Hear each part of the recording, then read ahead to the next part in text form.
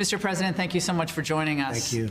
On Friday, Ted Wheeler, the mayor of Portland, sent a letter to you saying, basically, we don't want your help, you make matters worse. Saturday, one of your supporters is murdered in Portland by, it looks like, a suspected Antifa individual. And then on Sunday, Wheeler comes out, and Biden, and essentially tries to blame shift to you for the violence there. Your reaction? Well, these are terrible and very incompetent people. Portland's been burning for many years. For decades it's been burning, but now it's gotten to a point they don't want to do. I watched the mayor try and get in with these people, and he went to a protest, and he went in and they almost killed him. If he didn't have security with him, he had 5 security guards, he would have been dead, just like they would have done to Rand Paul, who's a great guy, and his wife, Kelly. It is a disgrace when you look at what's happening. Now, we sent in Homeland Security. The reason we sent them in was to protect our courthouse. We have a $300 million courthouse, and they wanted to blow up our courthouse or burn it down. Take your choice, blow it up or burn it down, they said. And I said, no, that's not happening. So they wouldn't protect it because the mayor said he doesn't care. So we sent in our Homeland people. They did a great job. Immediately, Homeland Security. Immediately, it was protected. And that's the only reason they were there. I've offered to send in the National Guard. I've offered to send in anybody they want. I could put that out in 45 minutes and it would stop. And I think the people of Portland and the people of Oregon, I know it's a liberal state, considered liberal, they're tired of it. They're tired of having, of living with this curse. They're living with a curse. They say that when you walk through the streets of Portland, this is years and years of burning, and it's so not last 90 days. It's been really no. chaos. It's been horrible in the last 90 days. But no, it's been going on for many. It's been going on for many, many years. It's like you're in. I won't name the city, but it's a city someplace in the world that's not so good. Okay, it's a terrible situation. The Oregon governor said no one is safe in Donald Trump's America. Yeah. They're trying to turn the tables on you trying. after months of, they're not really saying much about the violence. Right, but they won't ever criticize anybody that really, that's a violent person, frankly, that's violent. They stick up for the violence. They don't, the people that are getting hurt, they don't care about. They don't care about these people. It's a weird thing. It's like warped minds. And for the last 93 days, I've been offering to send, and as you know, they have to take the offer. They have to ask to have help. I've been standing and I've been saying, anytime you're ready, we'll put it out. What's motivating them, Mr. President? I think it's a sickness, actually. I think there's a fear. I watched the way they treated this Mayor Wheeler when he was standing there, and I'll tell you how unfair the news is. NBC News didn't show that he was being shouted at and cursed at. And he ran, literally, he had to run for his life because they were going to really hurt him. He had security. If he didn't, he would have probably... Well, they showed up as an apartment building over the weekend. No, how he can still stick up for him. I think there's a fear. I think he's afraid. Are they afraid that Oregon could be in play because of people's concern about law and order? Is that what you're saying? It could. I don't know. No. I think that, like the Mayor Wheeler, I think he's probably afraid for his life because if you would have seen him... But I'll show you how dishonest. NBC News put on, and they didn't have the people shouting. They had him standing there, and they talked about how it was a show of great unity, the mayor standing with the people. Those people were going to kill him. They were saying things that I can't repeat right now, but horrible things, but they didn't put that on. I actually happened to see the real tape on Fox. He escaped with his life, and yet he doesn't want any help. It's so unfair to the people of Oregon. We could solve that problem quickly, like I did in Kenosha. You know, Kenosha went through 3 or 4 days of, you wouldn't have a Kenosha right now. We demanded that they send in the National Guard, called the governor, and in all fairness, the governor did it. Not enough, but it was enough to put it out, and we ultimately put in more. We had 1,000 people, and we put it out quickly. You wouldn't have Kenosha right now.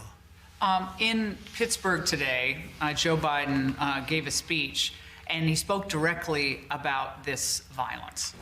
He may believe mouthing the words law and order makes him strong, but his failure to call on his own supporters to stop acting as an armed militia in this country shows how weak he is. Your response to the vice president, sir? Look, he's a weak person. He's been weak all his life, but now he's really weak. He shouldn't be running for president. He should not be there. But do you want your supporters to confront the No, left-wing protesters, no. or do you want to leave it to law No, I don't want them. enforcement? I want to leave it to law enforcement. But my supporters are wonderful, hardworking, tremendous people. And they turn on their television set and they look at a Portland or they look at a Kenosha before I got involved and stopped it. Or they look at Chicago, where 78 people were shot last weekend and numerous people died. Or they look at New York, where violence is up by 150%. It's up by a number that nobody, and people are leaving. They're looking at all of this, and they can't believe it. They can't believe it, whether it's my supporter or not. But you don't want them showing up No, to I try don't. to... Well, it's a peaceful protest. I mean, they were protesting. They weren't. You know, it's amazing. They want to protest, and they get criticized. The other people run through the streets, burn down storefronts, hurt people, beat people, and kill people, kick people in the face. That would have happened to Rand Paul, by the way, and his wife, except that you had 2 and then ultimately 4 very good policemen who took a big beating. They took a big beating. And they really saved Rand Paul. In fact, we're going to bring him into the White House and give him some kind of an accommodation, because they really, what they did was very brave, actually. I mean, can you imagine? I'm saying policemen were brave because they were escorting, but they were escorting a U.S. senator and his wife. And as Rand said, he would have been killed if they weren't there. Isn't it true also, Mr. President, that the Democrats have been, in their own way, inciting this violence against individuals for almost as long as you've been in office? Sure. If you see anybody from that cabinet, you get out and you create a crowd. And you push back on them. And you tell them they're not welcome anymore, anywhere. Please get up in the face of some Congress people. There needs to be unrest in the streets. The domestic enemies to our voting system and our honoring our Constitution are right at 1600 Pennsylvania Avenue with their allies in the Congress of the United States. It's not only the Democrats, it's the media, the fake news. The news is so fake. Like I told you with the mayor, where they make him look like it's a great unity thing when actually they were cursing at him and they would have done big numbers on him, but they don't show that. They just show the mayor standing with these very tough thugs, and he was gone, okay? They saved him. But NBC shows it like it's unity with the people. I don't get it. I don't know why they're doing it. And I will say this, at some point, I will not be president. Hopefully that'll be in 5 years from now, but I will not be president. And they're going to die. They're all going to die. Can you imagine if they had to cover Sleepy Joe Biden? It won't be very much fun. But much more importantly, our country would go to hell. Our stock markets will crash. As sure as you're sitting there, we will have problems like you've never had. But if you take Kenosha and if you take other parts of the country that I don't even talk about, I could show you things that we've done to stop this kind of a thing that's happening in Portland and happening in Chicago and happening in other places. Most red states are cooperating with federal law enforcement, and things are relatively calm in red state America. But Biden said again today in Pittsburgh that essentially you're not going to be safe in Donald Trump's America. So if it weren't Donald Trump's America, to just use the expression as I'm president, you would have riots like you've never seen. The Democrats have lost control of the radical left. And if you look at Bernie and I call it the manifesto that was agreed to with Biden and his group, that's further left than Bernie ever was.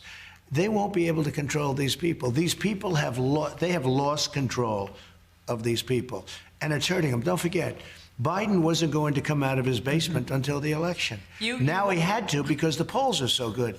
For me, now he had to because the polls are different. So all of a sudden he's in Pittsburgh. He wasn't going to leave his basement. Then he said, okay, he's leaving, but he won't leave for 10 days. 10 days is a long time. So in the meantime, like on Sunday or Saturday, I'm in Texas, I'm in Louisiana. I was going to stop in 2 other places. Fortunately, they didn't get hit. Arkansas wasn't hit very much, et cetera, et cetera. I would have stopped. But I'm all over the place. I leave early in the morning. I get home late at night. And that's what you have to do as president. And Joe doesn't have energy. Tomorrow, you're going to Kenosha, Wisconsin, of course, the scene of so much unrest lately. And the governor says he doesn't want you to come. Why is it important for you to be seen by the people of Wisconsin now? Because I am a tremendous fan of law enforcement, and I want to thank the law enforcement. They've done a good job. And when the governor says that I shouldn't come or he'd prefer that I not come, I'm the one that called him and said, Tony, you got to bring out the National Guard. Well, I don't really want to do it. Tony, you got to bring it out. And unlike your governor of Oregon that just keeps saying no, he agreed to it at least. Now, he agreed to a small number, but the small number was plenty. But isn't it a political motivation? They don't want you to come to Blue State America because they don't want the media to have to cover what's really happening on the ground. True. Isn't this political? That's true. If you look at what's going on in Blue, as you call it, Blue State America, Blue City America, you look at what's going on in New York, you look at what's going on in these states. Chicago is a disaster. Portland, you look at Portland. Now, Portland's a little different. That's anarchists, and I actually think in many ways that's easier to handle. I think Portland is very easy to handle because that's a group of anarchists that are paid by the outside. And, you know, we put a lot of people in jail. I don't know if you know this or not. Remember 3-4 months ago, we were having a problem with monuments. They were ripping down statues and monuments all over the place. Democrats didn't say anything about that. No, the Democrats had no control. It actually got out of control even for them. I signed in an executive order, 10 years in jail if you knock down a statue or a monument. You haven't heard one thing about it.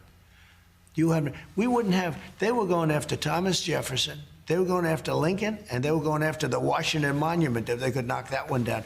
They were going after everything. And I actually don't even think they know. I think they're just thugs. I don't think it may be an ideology, and it may not.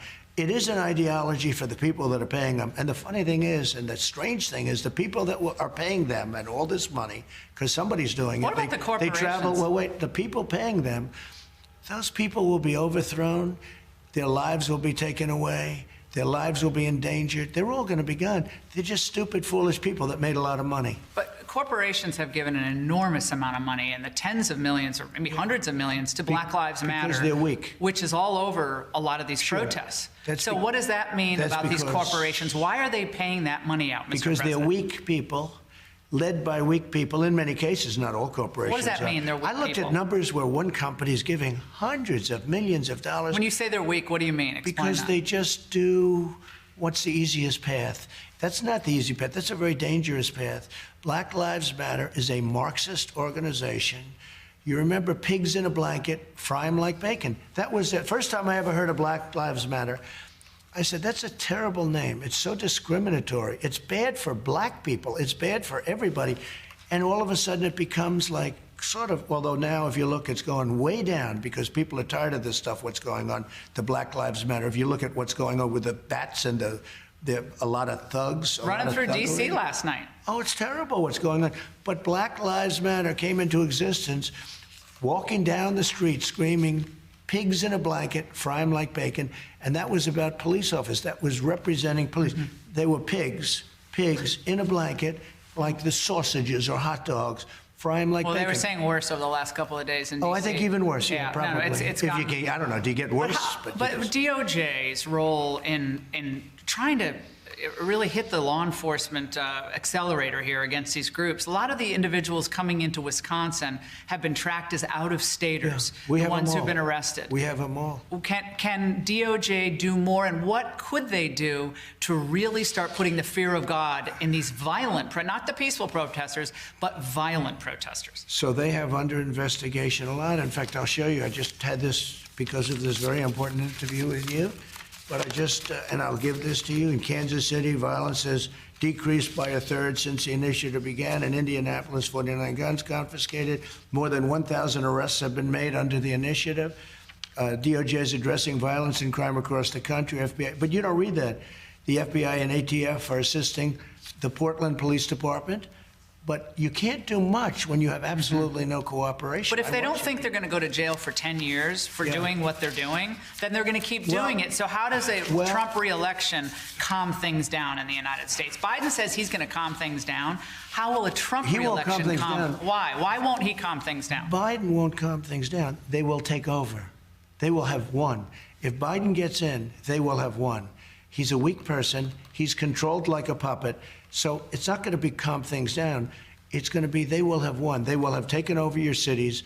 It's a revolution. You understand that. It's a revolution. And the people of this country will not stand for that. They're not going to stand for that.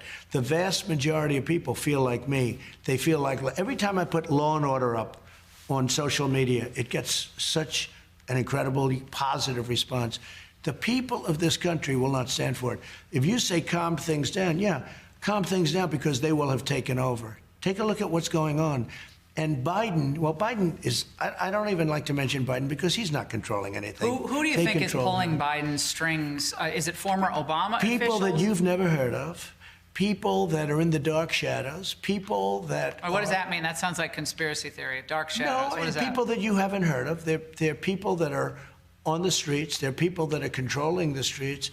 We had somebody get on a plane from a certain city this weekend, and in the plane, it was almost completely loaded with thugs wearing these dark uniforms, black uniforms with gear and this and that. They're on a plane. Where's this? I'll tell you sometime, but it's under investigation right now. But they came from a certain city, and this person was coming to the Republican National Convention. And there were like 7 people on the plane like this person, and then a lot of people were on the plane to do big damage. They were coming for planning for Washington. Yeah, this is all happening. But the money is coming from somewhere. Money is coming how can it be from tracked? some very stupid rich people that have no idea that if their thing ever succeeded, which it won't, they will be thrown to the wolves like you've never seen before.